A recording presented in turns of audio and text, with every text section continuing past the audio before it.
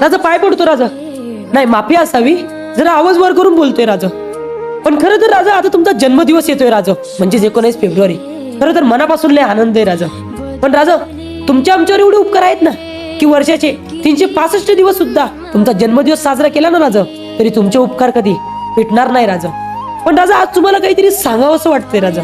आता अनेकांच्या मनातली शिवभक्ती जागी होणार राजा. राजा अहो तुमची काय मूर्ती घेऊन फिरणार राजा, काही भगवे कुडते घालून जय भवानी जय शिवाजी करून फिरणार राजा. पण खरं तर राजा तुमचा इतिहास यांनी जाणलाय का हो राजा? राजा तुमच्या जन्मदिवसाच्या दिवशी हे बाया नाचवतात राजा.